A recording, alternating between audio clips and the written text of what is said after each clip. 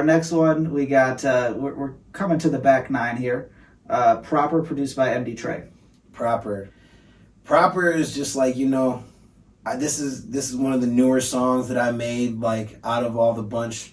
And Proper was just me wanting to make sure that this album had that feeling of, I'm at a different level now. Like, not like new level, but more so like, I'm not where I need to be yet, but I want you to know that I'm on my way. And when I get there, you speak to me properly. Like, because, people gonna hate. You get haters every corner you cut. And you got people that hate on your grind or hate what you do or think that you're cheesy. I say fuck you.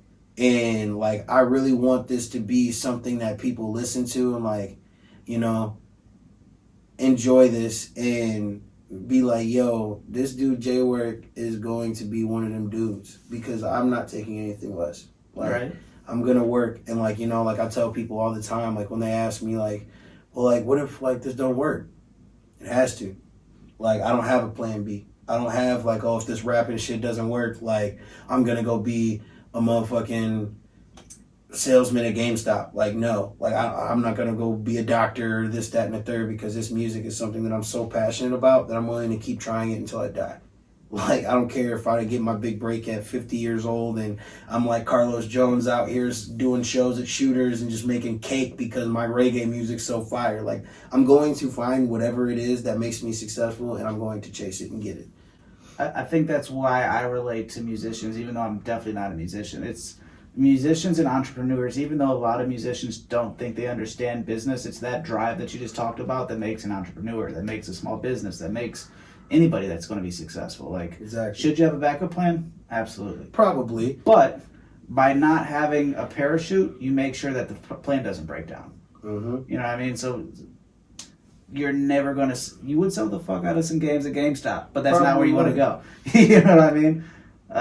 What do we got? What do we got to know about Proper? Are there any... you said that's the newest one. We got familiar production on it, so let's just get right into it and see what lines we need to talk more about.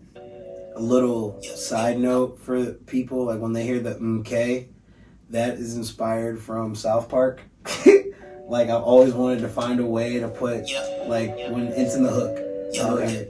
I thought it was... I mentioned it right there. Gotcha. No, it's in the hook. And, like, I always wanted to find a way to either put MK in as an ad-lib or put it in a song some sort of way. Right. And I finally did, because, like, yo, this is so swaggy. Do you listen to Tom McDonald at all? Mm-hmm. Do you know that name? Mm-hmm. Check him out. You're like him. But he had a song recently that was talking about, the new generation, how they're all so offended. And I don't remember the exact line, but it's all about how everybody's so easily offended. And he's like, we grew up on South Park. How the fuck are you offended? Right. Which, as soon as I heard that line, I was like, that's so true. True. Very true.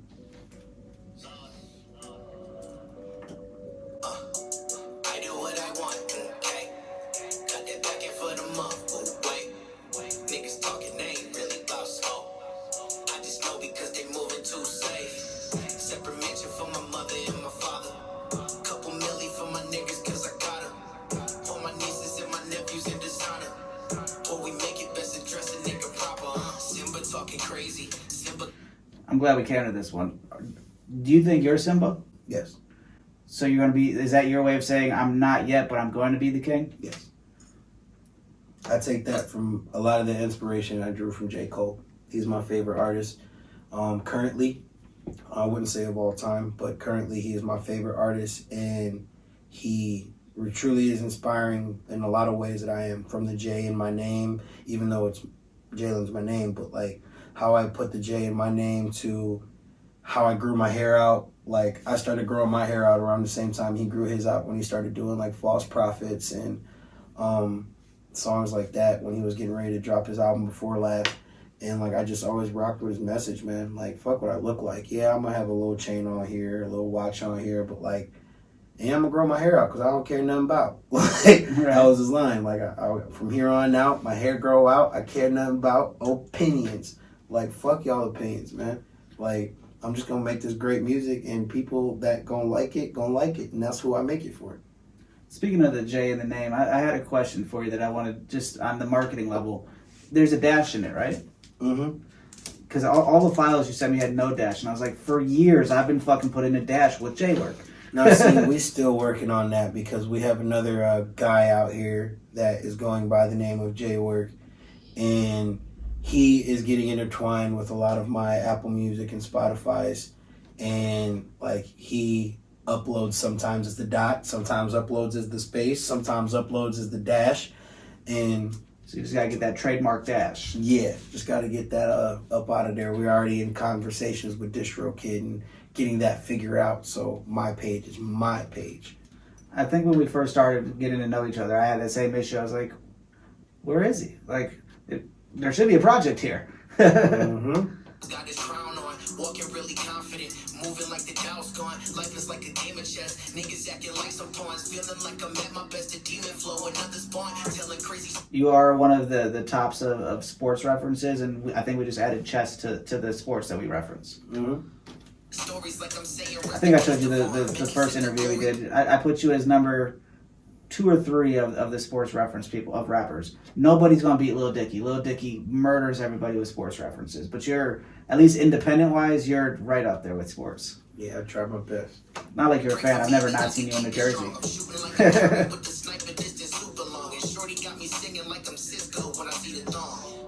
That was another line that caught my attention. Did you know on that song that Ricky Martin actually gets more money than Cisco from that song? Really? Because at the end of that song, he says "Livin' La Vida Loca," and Ricky Martin sued him and got like at least partial, if not majority, publishing from it. No shit. Didn't know that. Cisco, you was fucking up.